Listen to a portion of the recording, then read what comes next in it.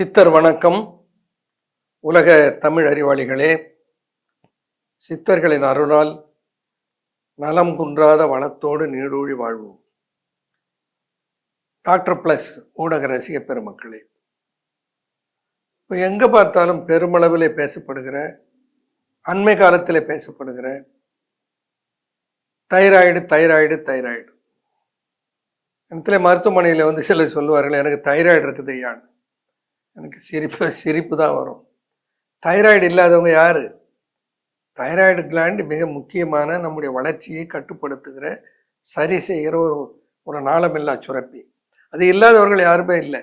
அவங்க என்ன சொல்ல வருகிறார்கள்? தைராய்டு பிரச்சனை இருக்கிறது என்பதை அப்படி சொல்லுகிறார்கள். என்ன பிரச்சனை? தைராய்டு இரண்டு வகையான பிரச்சனைகளை பொதுவாக நாம் சந்திக்கிறோம். ஒன்று, தைராய்டு கிளாண்டில் இருந்து சுரக்கிற சுரப்புகள் T3, T4 and TSH என்று 3 ஹார்மோனின் சுரப்புகள். இன்னொன்று, தைராய்டு சுரப்பியானது பெருத்து வளர்ந்து எக்ஸ் ஆப்தால்மிக் காய்டர் என்று கழுத்து பகுதியில் அது வளர்ந்து பிதுக்கி கொண்டு இருக்கும். சிலருக்கு கழுத்தில் இந்த தைராய்டு கிளாண்டிலே சிஸ்ட் இருக்கும். அது கரையவில்லை என்று கடைசியாக அறுவை சிகிச்சை செய்து கொள்வார்கள். அறுவை சிகிச்சை செய்து கொள்ளக்கூடாது என்பது என்னுடைய வாதம் அல்ல.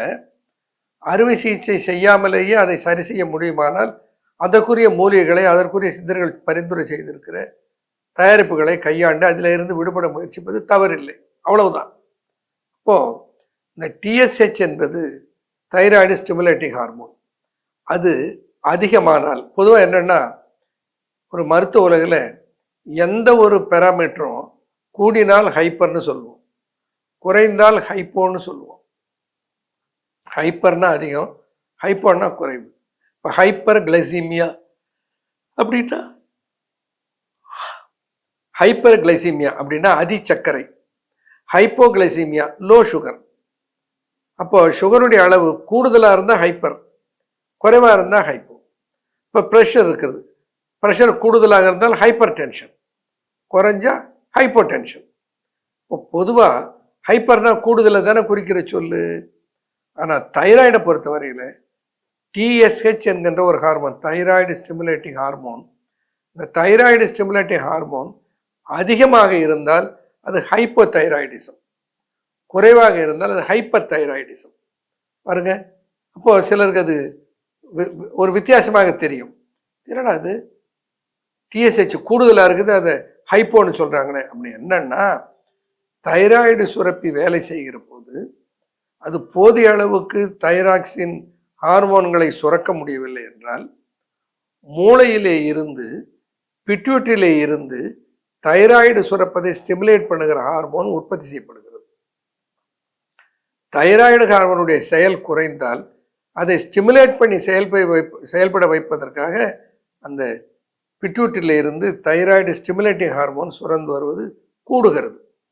அப்படின்னா என்ன அர்த்தம்? தைராய்டு ஸ்டிமுலேட்டிங் ஹார்மோன் கூடுதுன்னா தைராய்டு ஹார்மோனானது, தைராய்டுடைய செயல்பாடானது குறைந்து விட்டதுன்னு அர்த்தம். அப்போ தான் அதை ஸ்டிமுலேட் பண்ணி அந்த செயலை சரியாக கொண்டு வருவதற்காக அந்த TSH கூடுது. TSH கூடுறதுக்கு பேர் தான் ஹைப்போ தைராய்டிசம். சரி, இன்னொன்று, அந்த தைராய்டு கிளாண்டில் சிஸ்ட் அல்லது நீர்க்கட்டிகள் அல்லது வீக்கம் வந்து இந்த தைராய்டு சுரப்பி வீங்கி சில கழுத்தில் பை மாதிரி தொங்கும். இவைகளுக்கெல்லாம் மருந்து இருக்கிறதுனால சித்தர்கள் அதற்கு மருத்துவ வழிகளை சொல்லி இருக்கிறார்கள். இப்போ தைராய்டு என்பது இப்போ ஏன் இது அதிகமாக வருகிறது? இப்போ பார்க்குறோம் நிறைய பேருக்கு அந்த பிரச்சனை வருகிறது. ஏன்னா இயற்கையாக கடலில் இருந்து கிடைத்த உப்பிலே இருந்து நாமெல்லாம் தடை செய்யப்பட்டு விட்டோம். இயற்கையாக ஏன்னா அந்த தைராய்டு சுரப்பி வேலை செய்வதற்கு முக்கியமாக தேவைப்படுவது எதுன்னா அயோடின். இந்த அயோடின் உப்பு எங்கே நிறைய இருக்குன்னா கடலில். இந்த அயோடின் உப்பு, தைராய்டு உப்பு போதிய அளவுக்கு நம் உடலில் இருக்குமானால் தைராய்டு சுரப்பி அதனுடைய வேலை குறைவுறாது நன்றாக பணியாற்றி கொண்டிருக்கும். நாம் எடுத்துக்கொள்கிற உப்பில் செயற்கையாக இப்போ அயோடினை சேர்க்கிறோம். செயற்கையாக அயோடினை சேர்க்கிற போது அது சரியான அளவில் சேர்க்கப்படுகிறதா, அது சரியாக உடல் ஏற்றுக்கொள்ளத்தக்கதாக இருக்கிறதா என்பதற்குரிய ஆய்வு முடிவுகள் எல்லாம் இன்னும் நிறைய வர வேண்டி இருக்கிறது. அப்போது அந்த எப்போ நாம் இயற்கையாக கிடைக்கிற கடல் உப்பு கல்லுப்பில் இருந்து விலகினோமோ அப்பொழுதே நமக்கெல்லாம் பெரும்பாலோருக்கு இந்த தைராய்டு பிரச்சனை வந்து விட்டது. அதில் இந்த டேபிள் சால்ட் என்று ஒன்று வந்த உடனே இந்த செயற்கையான உப்பை பயன்படுத்துவதனுடைய விளைவு என்னன்னா, நம்முடைய தைராய்டு கிளாண்டு சரியாக செயல்பட முடியாமல் திணறுகிறது. அப்போ அந்த காலத்திலே இந்த பிரச்சனை இருந்திருக்கிறது. அப்போ அந்த தைராய்டு மிக குறைவாக இருந்தது, இப்போ நிறைய இருக்கிறது, அவ்வளவுதான். அந்த தைராய்டு ஸ்டிமுலேட்டிங் ஹார்மோனை குறைப்பதற்கு, தைராய்டு சுரப்பியை நன்றாக வேலை செய்ய வைப்பதற்கு என்று சித்தர்கள் சில மருந்துகளை உருவாக்கி இருக்கிறார்கள். அதில் ஒன்று அன்ன பவள செந்தூரம், அதாவது அன்னபேதியும் நற்பவளமும். நற்பவளம் என்பது கடல்ல இருக்கிற ஒரு பவள வகையை சார்ந்த ஒரு உயிரில இருந்து கிடைக்கிறது நற்பவளம். அந்த பவளத்தில இருந்து செய்ய பவளத்தையும் அன்னபேதியும் சேர்த்து செய்யப்படுகிற அந்த அன்ன பவள செந்தூரம் என்கின்ற ஒரு தயாரிப்பு அந்த தைராய்டு சுரப்பியை சரி செய்கிறது. இப்போ நமக்கு தைராய்டு பிரச்சனை வந்துவிடுதுன்னா நம்ம என்ன பண்ணுறோம், டிஎஸ்ஹெச்சை இயல்பு நிலைக்கு கொண்டு வருவதற்கு வேதியியல் மருந்துகளை எடுத்துக்கொள்ளுகிறோம். அப்படி எடுத்துக்கொள்ளுகிற போது அது உடனே கட்டுப்பாட்டுக்கு வந்து விடுகிறது. 25 mg, 75 mg, 50 mg, 100 mg, 200 mg வரையில் இதை கொடுப்பதை நாம் பார்க்கிறோம். அப்படி அந்த தைராய்டை சரி செய்வதற்கு மாத்திரைகளை எடுத்துக்கொள்வது வாழ்நாள் முழுக்க எடுக்க வேண்டும் என்று அது பரிந்துரைக்கப்படுகிறது. ஆனால் இந்த அன்னபவள செந்தூரத்திலே உருவாக்கிய மருந்துகளை ஓராண்டு எடுத்தால் போதும், 3-4 மாதத்துக்குள்ளே இயல்பு நிலைக்கு திரும்பி விடுகிறது. அப்படி இயல்பு நிலைக்கு திரும்புவதற்கு வெறும் மருந்து மட்டும் போதவில்லை, அதற்கென்று 2 பயிற்சிகள் இருக்கின்றன. அது என்னுடைய யூடியூப்பில் போனால் அந்த பயிற்சியை பார்த்துக்கொள்ளலாம். அது என்னென்னு சொல்கிறேன், பலருக்கு தெரிந்த பெயர். அதில் ஒரு யோகா ஆசிரியத்தில் போய் கற்றுக்கொள்ளலாம். ஒன்று விபரீத கரணி ஆசனா, இன்னொன்று சரல் மத்தியாசனா. 2 ஆசனாக்கள். இந்த விபரீத கரணி ஆசனாவை எல்லாரும் செய்வது கஷ்டம். ஏன்னா சர்வாங்காசனா மாதிரியே இருக்கும். அந்த கையை 2ஐயும் இடுப்புக்கிட்ட சப்போர்ட்டு கொடுத்துட்டு அப்படி எல் மாதிரி உடம்பை வைத்து இருப்பது இந்த விபரீத கரணி ஆசனான்னு பேர்.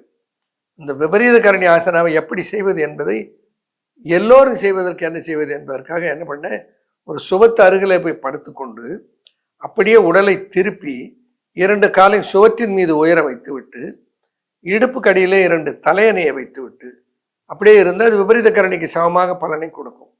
இது யார் வேணாலும் செய்யலாம். ஏன்னா 6 நிமிட நேரம் விபரீத கரணி ஆசனாவிலே இருக்க வேண்டும். அப்படி விபரீத கரணி ஆசனாவிலே ஒரு 6 நிமிடம் இருந்து கொண்டு விபரீத கரணி முடிந்த உடனே சரல் மத்தியாசனா, அதாவது மத்தியாசனா என்பது இந்த பாம்பு போல உடலை வளைத்திருத்தல். சரல் மத்தியாசனா ஒன்றும் இல்லை, தார அப்படியே திரும்ப படுத்துக்கொண்டு மல்லாந்து படுத்துக்கொண்டு இடுப்பை உயர்த்தி இந்த தலையை மடித்து இடுப்பை உயர்த்தி அதுக்கு சப்போர்ட் கொடுத்துரு. அது 1 நிமிடம். இந்த சரல் மத்தியாசனா 1 நிமிடம், 6 நிமிடம் விபரீத கரணி ஆசனா. இந்த 2ஐயும் அன்றாடம் செய்து கொண்டு நான் அதற்கென்று ஒரு மருந்தை உருவாக்கி அதற்கு உரிமம் பெற்றிருக்கிறேன். அதனுடைய பெயர் தைராக்சிம். இந்த தைராக்சிம் என்கின்ற மாத்திரையை எடுத்துக்கொண்டு, ஆனால் ஏற்கனவே ஒரு வேளை நீங்கள் ஆங்கில மருந்துகள் ஏதேனும் எடுத்துக்கொண்டிருந்தால் அதை உடனே நிறுத்திவிடக்கூடாது. உதாரணமாக ஒரு 100 mg எடுக்கிறதா வச்சுக்கொள்ளுங்க. இந்த 100 mg முதல் மாதம் இந்த தைராக்சிம் மாத்திரையோடு சேர்த்து 1 மாதம் அதே 100 mg எடுக்க வேண்டும். அடுத்த மாதம் இந்த தைராக்சிம் என்று சொல்லுகிற இந்த சித்த மருந்தை எடுத்துக்கொண்டு அதனோடு இந்த நீங்கள் எடுத்துக்கொண்டிருக்க வேதியியல் மருந்தை 75 mg குறைக்க வேண்டும். அடுத்து 1 மாதம் 50 mg குறைக்க வேண்டும். அடுத்து 25 mg குறைக்க வேண்டும். அடுத்து 25 mg 2 உடைத்து 12.5 mg 2 மாதம் சாப்பிட வேண்டும். அப்போது ஒரு 100 mg எடுத்துக்கொள்ளுபவர்கள் 6 மாதம் வரையிலே அதை குறைத்து கொண்டே வர வேண்டும்.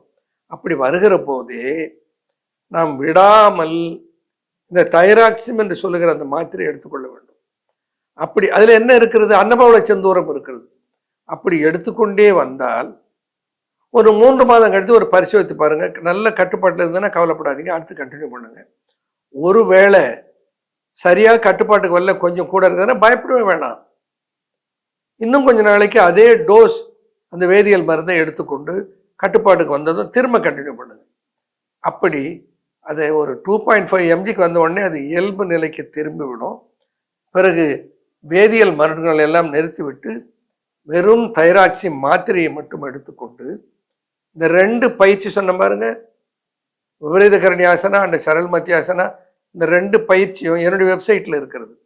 இந்த 2 பயிற்சியும் செய்து கொண்டிருந்தால் ஓராண்டுகளுக்குள் உங்களுடைய தைராய்டு பிரச்சனை நிரந்தரமாக போய்விடும். ஆனால் ஒன்று கவனத்தில் வச்சுங்க, இந்துப்பு அல்லது கல்லுப்பை கையாளுங்கள்.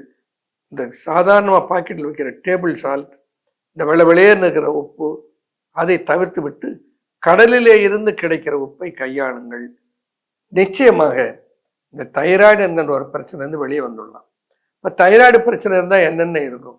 ஒன்று உடல் பருமனாகும், மாதவிடாய் ஒழுங்கற்று போகும், தலைமுடி நிறைய கொட்டும், அனிமிக் ஆவார்கள், உடல் சோர்வுறும், மூட் ஸ்விங், மைண்டு ஒரு ஸ்டெடியாகவே இருக்காது.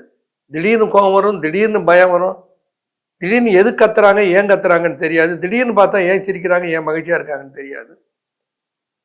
இப்படி ஆத்திரப்படுகிற எரிச்சல் ஊட்டுகிற மனநிலையை அது கொடுக்கும்.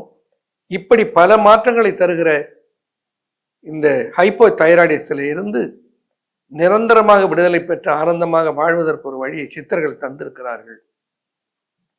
அது வேலை செய்யும். எப்போ இந்த மருந்தோடு அந்த பயிற்சியும் இரண்டும் இணைந்தால் இது நல்ல பலனை கொடுக்கும். பயன்படுத்துவோம், நலம் பெறுவோம். நன்றி, வணக்கம்.